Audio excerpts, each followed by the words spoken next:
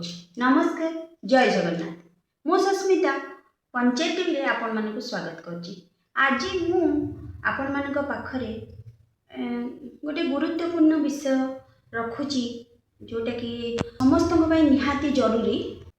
Astrology रे आम मानक ग्रह नक्षत्र बहुत प्रभाव रहुछि।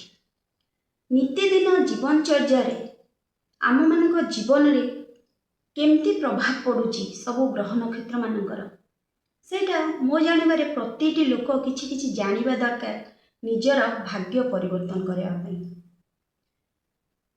सबु लोक भाबंती जे सबु जिनस बोधे समान, सबु राशि समान, सबु लोकंगर जो डेट रे जन्म होंतु कि जहा करंतु गोटे डेट रे बहुत लोक जन्म होंती पृथ्वी पृष्ठ रे, किंतु समस्तंकर भाग्य अलगा अलगा थाए। कहीं ना कर्म अनुसार फल एटा बोध हुए आम ए जन्म रे जहा करबा सेही कर्मटा ही आमको नेक्स्ट जन्म को आमर जातक रे ग्रह नक्षत्र दर्शाई थाए। मु आपण मानक पाखरे गोटे गुरुत्वपूर्ण तथ्य दउची जीवन में आमर जोटा कि बहुत आवश्यक रहुची जे बहुत लोक एपर्यंत जानी नाहंती आम जातक रे आम ग्रह नक्षत्र केमिति की फल देई थांती। जे कोउथि पई बहुत समय रे किछि जिंस न थाई कि भी आमे दुर्घटनार शिकार हेथौ, किछि न थाई कि भी असुविधा रे पड़ी थाउ। तो कोन कारण अछि जहा द्वारा कि बहुत जिंस किछि घटी जाए। से कारण मानक भितरे गोटे रहुची आम जातक रे पितृदोष, जोटा कि वर्तमान आमर पितृ अपर पक्ष चली। तो सही विषय में लोक अवगत करने चाहूँगी जे आमर सेप्टेम्बर 8 रु चली माने अपर पक्ष चली पितृपक्ष जोटा कहती से पितृ मानू श्राद्ध दि जाए महालया पर्यंत।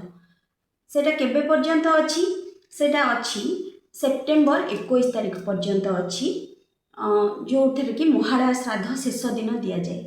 तो सही विषय में लोक टिके विस्तृत भाव में कहवाक चाहूँगी जे जातक गोटे जातक जो पितृदोष सृष्टि हुए बा पितृदोष थाए गोटे लोक बहुत किसी जिनस माने भोग करने को पड़े। माने एमती कि पाठ पढ़ा ठारू आरंभ करके चाकरी जीवन हो, विवाह हो, संतान संतति हो, ता नीति दिन में बहुत जिनस हुए बिना कारण रे अशांति कलह बहुत किसी घटना घटी थाए। से जानी पारेनी जे केमती एगुड़ा सब होउची। जातकर को ग्रह कोठी थिले पितृदोष सृष्टि हुए। जेमती आमर जदि चंद्र राहु केतु सहित मिसिकी थिबे किंबा सूर्य राहु केतु सहित मिसिकी थिबे आउ आमर भाग्य घर होची 9th हाउस किंबा 4th हाउस आम ग्रह चक्र रे बहुत किछि माने फल पकई थांती। तो सेही ग्रह माने जदि माने दूषित थिबे आउ पाप ग्रह सहित मिसिकी थिबे सेठी आमर पितृदोष जात हुए। तो गोटे जातक जो पितृदोष आसी थाए से जातकधारी बहुत किछि असुविधार सम्मुखीन हुए। तो असुविधा हुए जेमती आमर रही आमको माने ज्वर हेले कि व्याधि हेले आमे औषध खाऊचे डाक्तर पाखु जाऊचे सेमती सेही दोषर भी निवारण अच्छी। आमे बहुत दिन धरी जेतबेले गोटे निवारण माने जीवा ताकू करी करी करी करी माने किछि गोटे तापे प्रतिकार व्यवस्था करिबा ताले निश्चित फलदायी हम आउ से जातकधारी लोक मध्य आस्ते आस्ते आस्ते आस्ते तार फलटी कमी कमी आसीबो। पितृदोष जड़े भाव पितृदोष केमिति लागे, पितृदोष केमिति लागे ना ए जन्म रे लागेनी। जातक रे पितृदोषर थिबा कुप्रभाव को आमे केमिति कम करिबा।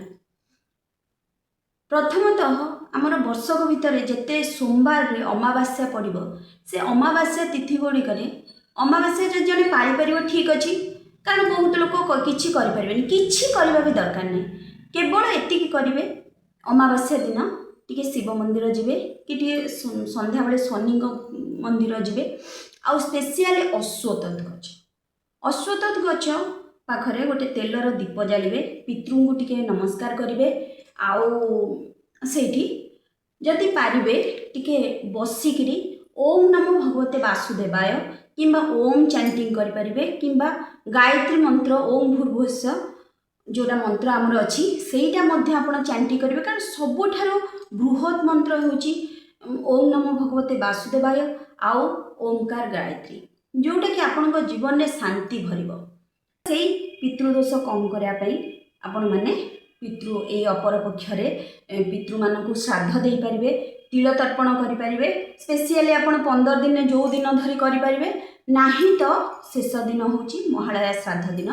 सेई दिन आपण पितृंग नारे जहाँ भी हो जल माने अर्पण जेमती हमर प्रक्रिया अछि ब्राह्मण पाखक जाइकरी मंदिर जाइकरी आपण माने करंतु, ता द्वारा बहुत किछि लाभ होबो। प्रथमे देखिबे जदि शांति और संतोष मन रे आपण गोटे माने क्रिया करिवे, तार केते माने सुखद अनुभूति आपण को होबो, आपण तृप्ति पाइबे, मन रे शांति पाइबे, देखिबे निश्चित तार भल फल भी मिलिबो। नमस्कार, जय जगन्नाथ।